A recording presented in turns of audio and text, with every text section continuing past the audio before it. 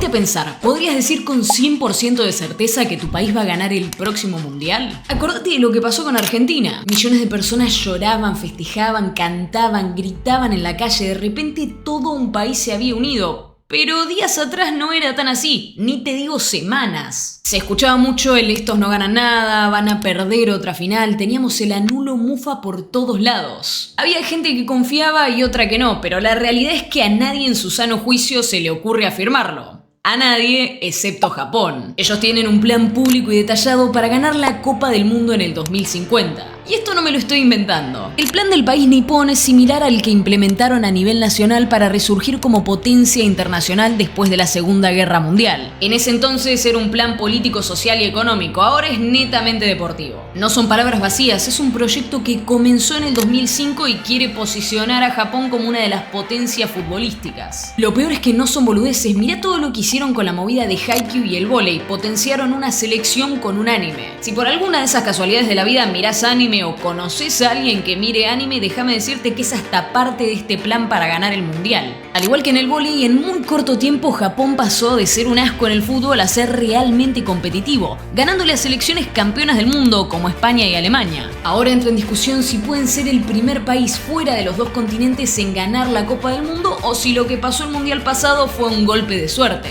Según su declaración de 2005, que está literalmente posteada en su página, ellos van a albergar y ganar la Copa del Mundo de la FIFA de 2050. Buen provecho si estás comiendo y acompáñame a ver por qué nos deberíamos tomar a los japoneses en serio cuando nos dicen esto. No te van a salir jugadores buenos si no tenés una cultura futbolística como la tienen Argentina o Brasil, donde se respira fútbol en todos lados, o si no tenés una liga realmente competitiva como la de Alemania o Inglaterra. Así que pongámonos un ratito la bandera de Japón y arreglemos su primera división, la J-League, que en corto antes era un asco. ¿Cómo se mejora una liga local? Lo que querían hacer era simple en papeles, pero complicadísimo de ejecutar. Acá te dejo un par de los objetivos. Tener la liga de fútbol profesional más competitiva de Asia e impulsar el fútbol en todas las regiones del país. Antes de la creación de la liga de fútbol profesional de Japón, el país ni siquiera tenía la infraestructura para albergar un torneo de elite. Previo a que fundaran la J-League en los 90, tenían una liga amateur llamada JSL, la Liga de Fútbol de Japón, que consistía en clubes que representaban a grandes corporaciones japonesas como Nissan, Honda o Toyota. Tranquilamente tu papá podía jugar acá. A ver, no es tan así, pero los que jugaban eran empleados de las corporaciones a los que no se les pagaba por jugar, sino que ya tenían su sueldo. A pesar de esto, la JSL ayudó a Japón a destacar en cierta medida a nivel internacional, como cuando vencieron a Argentina 3-2 en los Juegos Olímpicos de 1964, e incluso lograron la medalla de bronce en los Juegos Olímpicos de 1968 tras derrotar a equipos como Francia y México. Pero eso fue hace mucho y como todo en la vida, esta liga empezó a perder relevancia. La gente no iba a los partidos y el nivel era horrible. La Asociación de Fútbol Japonesa lo reconoció. El problema era que tenían que traer más aficionados y más infraestructura a un país que culturalmente no es futbolero. Vamos por partes, hablemos de plata y de la infraestructura. Muchos inversionistas japoneses viajaron a Europa en busca del mejor modelo posible y se toparon con la Bundesliga. Con esta nueva inspiración crearon un nuevo torneo que inició en 1993, copiando un poco el formato de Corea del Sur, que fue la primera liga profesional en Asia. ¿Qué te voy a decir yo? Estos tipos son estructurados y cumplen. En 1998 lograron clasificarse a su primer mundial, pero perdieron todos los partidos. Cuando Japón coorganizó el mundial de 2002, aumentó la popularidad del deporte en el país, y acá entramos en una época clave. Parecía que finalmente tenían todas las respuestas, a la gente le estaba gustando el fútbol, pero le salió el tiro por la culata. Hablemos de cómo exactamente la J-League transformó el fútbol en Japón. Inicialmente la J-League tuvo la idea de fichar superestrellas para atraer a la gente a que vaya a los estadios. Un poco pasó con China también. La liga contó con jugadores como Ramón Díaz, un ex delantero del Milan, Mónaco y la selección argentina, quien anotó 28 goles en una temporada para los Yokohama Marinos. También tuvieron a la leyenda brasileña Zico, quien salió de su retiro para ir a jugar a Japón. Con este empuje inicial de superestrellas, la J-League tuvo un gran éxito. Sin embargo, unos años después la gente empezó a olvidarse del tema y dejó de ir ir a los estadios. Esto en gran parte tiene que ver con la recesión económica japonesa que afectó no solo los fichajes de las superestrellas que salen plata, sino al bolsillo de los aficionados. De repente la prioridad era comer y no ir a la cancha. Esto también obligó a rescindir varios de los contratos a las superestrellas que habían fichado antes. Acá es donde la Asociación de Fútbol Japonesa se da cuenta que no iban a llegar a ningún lado fichando gente de otros países. Que para tener una selección grande y competitiva, el talento se tiene que desarrollar con chicos de tu país. Por eso te presento la Visión a 200 años. Un plan que crearon en 1999 para tener 100 clubes profesionales en Japón. Porque el mundial no es lo único que se planea en este país. El objetivo es simple: que los clubes promuevan las actividades relacionadas con el fútbol para tener más patrocinios a nivel local y formar una comunidad. Esto significa que dejan de depender de patrocinadores nacionales como lo hacían antes y tienen que empezar a desarrollar los talentos de sus inferiores. Ok, muchísima historia, pero llegado a este punto me puse a pensar que si bien la J-League mejoró un montonazo, no está ni cerca de las mejores ligas. Pero ¿viste cuando dicen que el que tiene plata hace lo que quiere? Bueno, te presento a Bélgica. Aunque desarrolles mucho a tus chicos, lo más normal ahora es el famoso salto a Europa, ya que si exportas muchos jugadores a las mejores ligas del mundo, beneficia directamente a la selección. Pero saltar desde una liga menor como lo es la J-League a una Premier League es casi imposible. Entonces a los japoneses se les ocurrió pasar por otros lugares y usar algunas ligas de trampolín hacia los mejores torneos de Europa. Yo relato muchísimo la primera división de Bélgica, la Jupiler Pro League, y no te puedo explicar la cantidad de japoneses que hay en algunos equipos. Pues resulta y acontece que varias empresas japonesas son partners de los equipos de la Jupiler, creando una suerte de alianza para mandar a sus jugadores a Bélgica y que luego, si son lo suficientemente buenos, den el salto a una liga como la inglesa o alemana. Y no te hablo de clubes necesariamente chicos. El Club Brujas, por ejemplo, está jugando la Champions y el Anderlecht la Europa League. Es una liga excelente para dar ese primer pasito en Europa. Para que dimensiones de lo que te hablo, el Sintradent en su página menciona que es partner de empresas japonesas y a día de hoy tiene 6 japoneses cuando la mayoría tiene un plantel muy variado. Hasta ahora parece que todo va encaminado, pero Japón culturalmente no es un país futbolero, así que hablemos de anime. Esto ya parece el descenso a la locura, pero el anime es una gran parte de la cultura ya y uno de sus objetivos es alcanzar los 10 millones de fanáticos del fútbol para el 2050. Para que dimensiones cómo puede afectar esto al fútbol, vamos a hablar de vóley. Haikyuu es un anime que hizo explotar el vóley en Japón. Antes de su salida en 2012, el número de chicos que practicaba el deporte estaba en picada. Luego de su boom, miles de niños salieron inspiradísimos a practicar vóley y hoy en día su selección es muy competitiva. ¿Cómo se lleva esto al fútbol? Hubo un momento que unió a la comunidad del anime y la del fútbol durante el 2022. Fue en aquel partido de Japón contra Alemania que nos dejó a todos boquiabiertos. El número 18, Takuma Asano, tomó el balón y empezó a encarar el arco. El problema era que mientras más se acercaba, más se le cerraba el ángulo y menos probable se veía el gol. Él tenía la chance de intentar un pase hacia atrás, aunque su compañero estaba marcado, pero decidió ser egoísta, encarar el primer palo y darle un golazo a su selección. Te cuento esto porque en el anime Blue Lock se busca exactamente eso, un delantero egoísta con hambre de gol que sea de esos que te puede cambiar el resultado del juego. Y cuando se popularizó esta jugada, muchísima gente hizo el clic y la conexión diciendo que el Blue Lock es real. Pero para que se vuelva más loco aún, hay otro anime súper popular en Japón, Supercampeones o Capitán Tsubasa, como le quieras decir. Para ese mundial, Japón tenía 18 futbolistas en ligas europeas y solo 8 en su liga local, tal cual como pasa en el anime con Oliver Atom, Benji Price y todos sus compañeros. Y mucha gente salió a decir que Supercampeones predijo todo esto. En los capítulos 30 y 31 se enfrentan a Alemania y ganan 3-2 con anotaciones de Oliver Atom, Tom Misaki y Steve Hyuga con su famoso tiro del tigre. Por muy extraño que suene, esta inspiración del anime con el deporte fue confirmada a lo largo de la historia. Si bien encerrar a todos los pibes y comprometer sus carreras no es real como en el Blue Lock, hay un componente de Supercampeones que fue necesario para que Japón se acerque a ganar el mundial. En 1981 nació un anime sobre un estudiante japonés apasionado por el fútbol,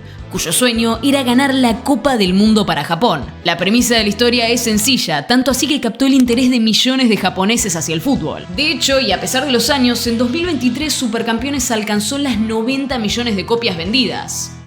Yo tengo una. Yo soy parte de que Japón vaya a ganar el mundial en el 2050. Está bueno. ¿Y esto de qué nos sirve si los otakus son conocidos por no hacer deporte? Por darte un ejemplo, este manga fue la principal motivación para que Hidetoshi Nakata, uno de los nombres más importantes en la historia del fútbol japonés, se interesara en el deporte y decidiera jugar profesionalmente. Sin este manga, Nakata capaz nunca hubiera pisado el fútbol. Cabe recordar que en ese momento el fútbol no era de los deportes más populares en Japón, como si lo era el sumo, que es un deporte nacional, o el béisbol, que sigue siendo un deporte fuertísimo ahí. Pasa que cuando tenés un producto tan bueno no se va a quedar solo en tu nación. Este anime dejó huellas en Fernando Torres, Iniesta, Zidane y muchos otros. Y acá, si te fijas, hay un detalle. Todo esto es la generación anterior del fútbol. La nueva generación se está fijando en Blue Lock, que en cuanto a venta fue uno de los mangas más vendidos de 2023, llegando a las 10 millones de copias, que para que te hagas la idea es más que Jujutsu Kaisen o One Piece ese año. Además se volvió súper viral en el mundial con lo que dijimos antes y con la camiseta de Japón que hacía referencia a ese anime. Así que mientras Supercampeones o Capitán Tsubasa se encargaron de la generación anterior del fútbol, Blue Lock está haciendo una especie de soft power e influyendo en la nueva generación. Así que ya tenemos solventado tema cultural y técnico en papeles. Pero la historia está lejos de completarse. Ahora Japón nos tiene que convencer que son una selección en serio en un país donde si no sos latinoamericano o europeo nadie te toma muy en serio en el fútbol. Veamos por qué Japón va a ser la primera nación fuera de los dos continentes en levantar la Copa del Mundo y cómo su plan se está ejecutando ahora mismo mientras escuchás esto. De lo que todos hablan es de la Copa del Mundo del 2050, pero lo que muy pocos saben es que hay un plan a mediano plazo que se está desarrollando ahora mismo. Solo encontré el título oficial en inglés: The JFA Midterm Plan for 2023-2026. Qué cringe me dio eso. Esta es la locura más hermosa que vas a escuchar hoy. Estos tipos empezaron en 2005 y planearon cada uno de sus pasos. Dentro de muchas páginas aburridas del PDF me llamó la atención algo que va en contra de la dirección que está tomando el fútbol hoy en día. El primer video de este canal trata sobre la exigencia de los jugadores y cómo están jugando demasiados minutos. Pues Japón dijo no mi ciela. Con el objetivo de crear equipos nacionales competitivos y destacarse en las competencias internacionales, optimizaron todo su calendario para beneficiar el rendimiento de sus jugadores. Además nos trae a los que hablamos antes, quieren formar pibes y entrenadores en el exterior. Así que se están dedicando un poco a estrechar lazos entre los equipos japoneses y los del extranjero. Ellos también quieren incrementar su participación en organismos como la FIFA o la AFS. Vos fíjate qué haces con esa información de cara al 2050. Hablando de números y de cosas raras, estos tipos tienen un sistema de registro digital, el JFA Passport, que facilitan la inscripción y transferencia de jugadores, como si pidieras un delivery pero de futbolistas. Quieren poder facilitar el registro de los chicos y llegar a aproximadamente 3.5 millones de usuarios para el 2026. Todo excelente y muy en línea recta hasta ahora, pero hay algo que me hace ruido. Ahora cambiaron las reglas de juego de los mundiales. Los mundiales pasaron a tener 48 equipos divididos en 12 grupos de 4. En este formato, los 2 primeros de cada grupo junto con los 8 mejores terceros se clasifican a 16avos de final. Un partido más antes de octavos para después seguir a cuartos, semi y así. ¿En qué afecta eso? Los partidos que se definen por alargue y o penales tienen un componente emocional más allá de lo técnico. Para nada te estoy diciendo que ser tácticamente bueno no te ayuda, pero tomemos cómo quedó eliminado Japón en Qatar. Se terminan yendo por tanda de penales. Algunos dirán que los penales tienen su componente de suerte, pero el hecho de tener experiencia en estas situaciones límite, de haberlas visto muchísimas veces o que en tu país te críen con la mentalidad ganadora que es matar o morir, hace la diferencia. Ahí es donde los países grandes suelen brillar y demostrar por qué fueron campeones del mundo. Para la suerte de los amantes del anime, Japón también tiene un plan para esto.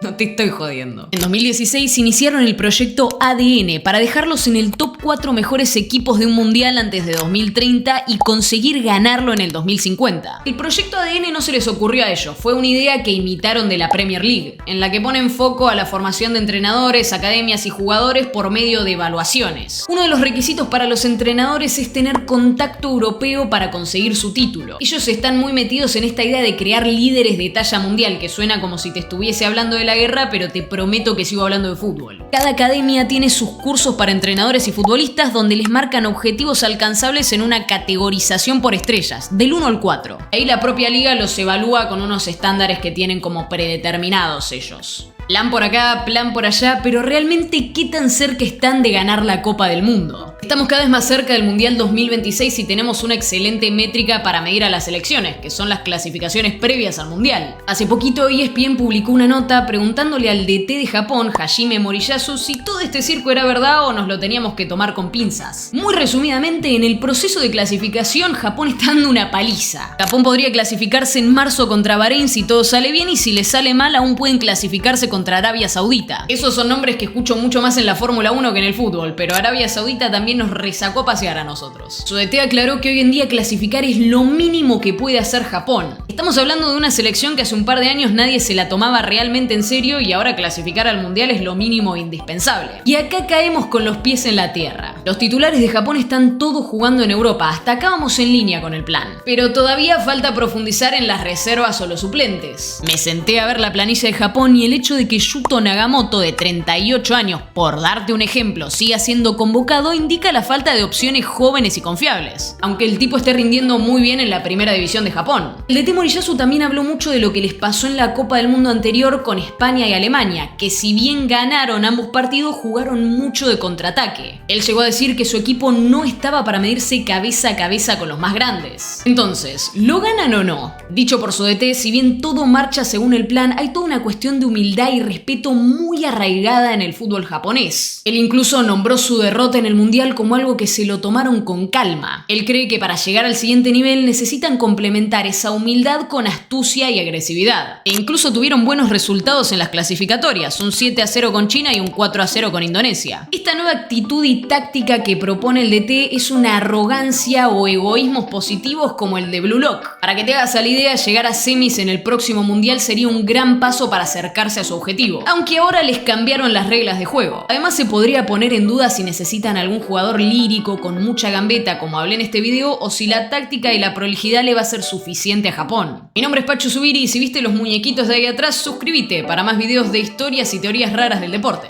Nos vemos.